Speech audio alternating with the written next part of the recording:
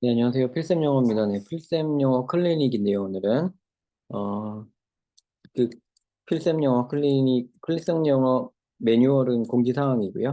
필쌤 영어 클리닉은 약간 이제 그, 일단 하나 올렸던 거는 그 해석법이었죠. 그죠? 그런 것처럼 약간 그 비법이라든가 약간 이렇게 원포인트 레슨 같은 걸 하는 겁니다. 근데 오늘 할 거는요, 필쌤 영어 클리닉 이게 아마 2죠, 지금. 2고요. 어, 소제목은 내신 대비 하는 방법입니다. 근데 이제 내신 대비하는 방법인데 저는 긴 얘기하는 거 싫어하는 편이니까 뭐 다른 방법들은 다 아실 거예요. 뭐 뭐를 공부한다, 일단 일단 본문을 잘 공부한 뒤 뭐 변형 문제를 풀어본다, 뭐 아니면 뭐 이렇게 문장 구조 분석을 해본다 등등 뭐 여러분들은 하는 방법이 많으실 거예요. 근데 저는 그런 거 말고 아마 많이 안 하시는 방법일 것 같은데 그 방법을 하나 말씀드리고 싶습니다. 내신 대비하는 방법 중에서 물론 내신 대비하는 방법이 하나만 있는 게 아니라 여러 가지가 있지만요. 그 중에서 제가 좀 말씀드리고 싶은 거 굉장히 어떻게 보면 필살기다 할 수 있는 거 한 가지만 딱 말씀드리려고 화면 열었습니다. 네, 일단은 그게 뭐냐? 간단하게 말씀드리면 역출제입니다. 문제 출제하기. 자, 그건 다 저도 하고 있는데요. 그러시면 뭐 됐고요. 문제 출제하기인데요. 이게 뭐냐? 그러니까 문제를 출제해 보는 거예요. 역으로. 어떻게 하는 거냐면, 일단 모든 시험의 기본은 기출 문제 아니겠습니까? 그래서 기출 문제를 옆에 놓고, 왼쪽에 놓고, 네, 놓고, 이게 1단계예요. 기출 문제를 왼쪽에 놓고, 자, 그 다음에 오른쪽에는 그 해당 이제 그 본문 있죠? 해당 이제 시험 범위 본문을 놓고 이렇게 본문이나 뭐 중학생 여러분 경우에는 약간 이렇게 대화문도 있죠. 뭐 전부 다 해당됩니다. 시험 범위에 있는 모든 글을 놓고 이 기출 문제 쪽에서 내가 저번에 틀린 거면 더 좋아요. 그러니까 저번에 틀렸거나 애를 썼거나 애를 먹었던 또 아니면 함정에 빠졌거나 했던 거 그런 문제를 기준으로 그 문제를 출제해 보는 거예요. 그러니까 왼쪽에 있는 그거를 오른쪽에서 출제하는 겁니다. 틀린 거나 것이나 그 까다로운 것 위주로 문제 유형을 우선으로 출제한다. 출제를 해보는 겁니다. 오른쪽에 있는 본문을 놓고 출제를 하는 거예요. 그래서 이렇게 체크해가면서 여기 왼쪽에 만약에 자기가 풀었던 문제 중에 이제 틀렸던 거가 예를 들어 어법 문제였다. 그럼 오른쪽에다가 이 본문에서 어법 문제로 낼 포인트가 뭐뭐뭐다. 왜냐면 왼쪽에서 보면 그때 이제 선생님이 어 접속사의 주로 위치, that, where 이런 데다가 주로 이렇게 어법 문제를 그었었다. 예, 밑줄을 그었었다. 그러면 오른쪽에서도 그런 부분을 위주로 이렇게 보는 거죠. 그러니까 즉 왼쪽에 어떤 모델을 놓고서는 그거를 흉내내서 오른쪽에다가 자기가 이제 출제를 해보는 거예요. 문제 출제하기 이 방법이 뭐가 좋냐면 근데 이 문제 출제를 그러면 이제 선생님이 해서 이게 학생한테 주면 도움이 되냐? 아닙니다. 그건 도움이 안 돼요. 그거는 하나도 도움이 안 됩니다. 해나 마나예요, 그거는. 이미 여러분들 생각해 보면 여러분들이 시중에서 얻을 수 있는 변형 문제라든가 그런 것들이 다 이런 문제예요. 어차피 기존 유형하고 똑같기 때문에 거의 그게 다 들어 있는 겁니다. 여러분들 보면은 막 이제 그런 변형 문제들 막 몇백 문제씩 풀어보잖아요. 그 중에 그럼 다 있어요, 사실은. 다 있는데 뭐 적중이 좀 안 됐던 거라면 하필이면 그 본문에 그 문제가 안 나왔거나 약간 그런 것 뿐이죠. 사실은 뭐 적중이 안 된 게 아닌 거예요. 사실 적중이 된 거예요, 다들. 근데 이제 문제는 뭐냐면 그 누군가가 내준 문제를 푸는 게 아닙니다. 그게 핵심이 아니에요. 누군가가 내준 문제를 푸는 데에 핵심이 있는 게 아니라 내가 문제를 출제하는 그 과정에 핵심이 있는 겁니다. 그렇게 출제를 함으로 해서 내가 시험 범위에 있는 이 본문을 장악하게 되고요. 자, 그러니까 이거의 효과가 뭐냐면 이 방식의 효과가 뭐냐면요. 이걸 갖고 문제를 풀면서 본문 장악력, 지문 장악력이 생깁니다.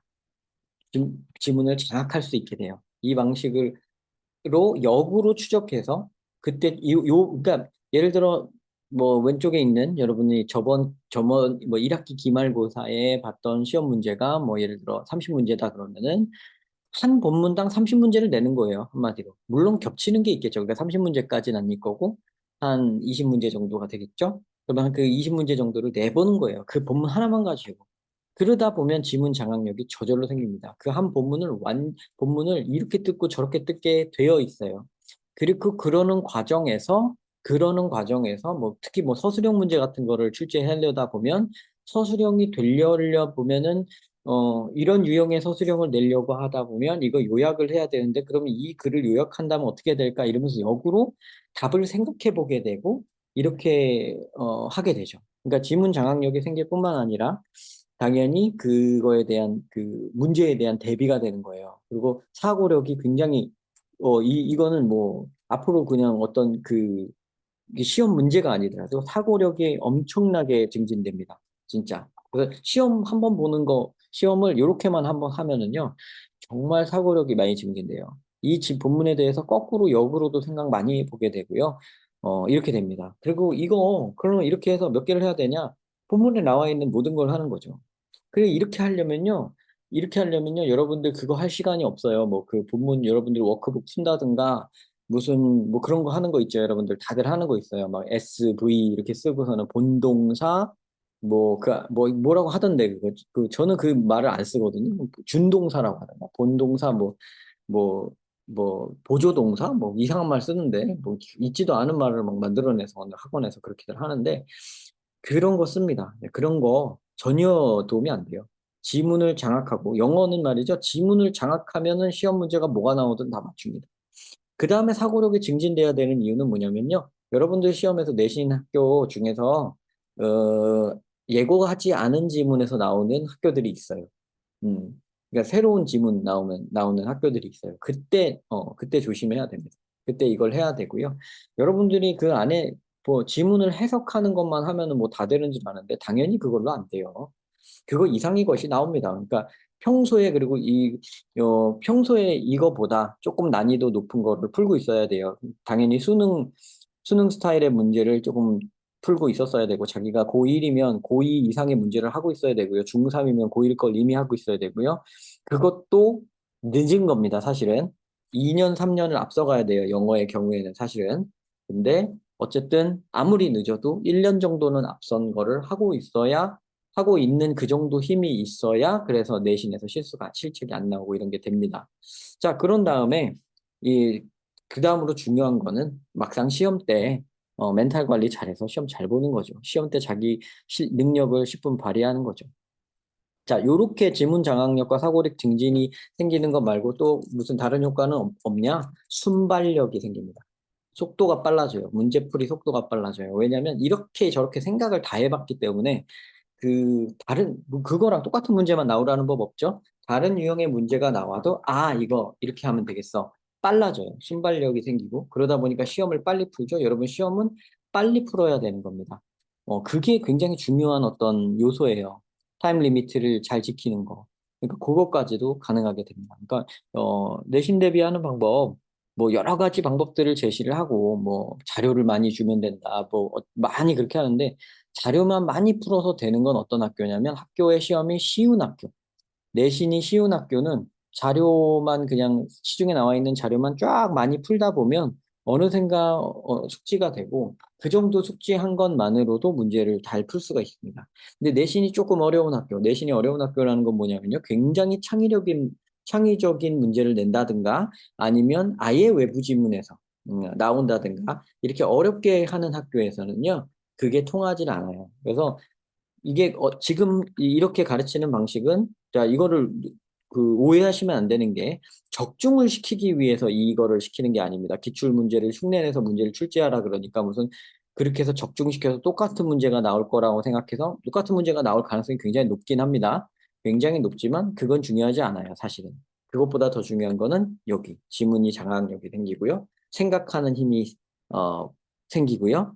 순발력이 빨라져서 시험도 빨리 보게 되고 이겁니다. 이렇게 내신을 한 두세 번 이렇게만 겪고 나면요. 나중에는 이것도 안 해도 돼요. 머릿속에 훤해요. 무슨 시험 문제가 나오는지. 우리 학교는 무슨 뭐 이런 시험 문제가 나와. 그래서 아예 학교에서 진도 나갈 때 머릿속에 환하게 저거 갖고 문제 내겠네. 저거 저렇게 하면 문제가 나올 것 같아. 이렇게 보입니다. 자, 이렇게 공부하는 학생만이 내신에서 실책 없이 쭉쭉 올라가는 겁니다. 그리고 이상한 거 하지 않고, 학원의 뭐, 저기에 뭐, 방식이라든가 이런 거에 따라 흔들리거나 이런 일 없고요. 어떤 선생님이 가르치든 그냥 시험은 잘 보게 되어 있어요. 요거를 하면요. 그죠? 네. 뭐 약간 필살기 같은 거예요. 그럼 이것만 하면 되냐? 네. 전 뭐, 이 말씀드립니다. 특히나 어려운 학교일수록, 특히나 외부 지분이 많이 나오는 학교일수록 이렇게 하면 됩니다. 이거 하는 데만 해도 여러분, 지문 하나 하는데 하루 왼종일 걸려요. 어, 지문 하나 하는데 거의 하루 왼종일 걸려요. 그럼 영어, 이거 만약에 지문이 막 40개씩 출제되는 학교면 40일 전부터 해야 된단 말이죠. 물론 그렇게까지 걸리지는 않지만은 그 정도로 많이 걸리고 공이 드는 방식의 공부예요, 이게. 절대 이제 적은 공부량이 아닙니다. 아주 많을 거고요. 나중에 인이 백인 다음에는 금방금방 할 거예요.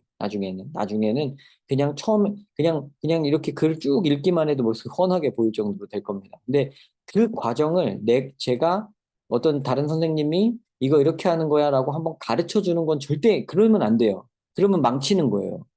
그거를 제가 해줄 수 있지만 해주는 순간 망치는 거예요. 이거를 처음부터 자기 혼자 하는 게 가장 중요한 공부 방법입니다. 가장 중요한 거예요. 이제 이렇게 공부하셔야 됩니다. 자, 내신 지금 공부 많이들 하고 계시고 이미 대비를 하고 계실 텐데 방향성을 모르고 그저 학원에서 주는 자료만 기다리고 있고 우리 학원은 자료가 뭐 부족해요. 뭐 자료 퀄리티가 부족해요. 자료 그거 인터넷에 널린 거 그냥 사다가 주는 거예요. 그 대단할 거 없는 거예요. 여러분들 그 자료가 많다고 공부를 잘하는 게 절대 아닙니다. 자료가 아니에요. 여러분들 기출 문제도 내가 본 시험 문제, 저번에 내가 본 시험 문제 갖고 있으면 돼요.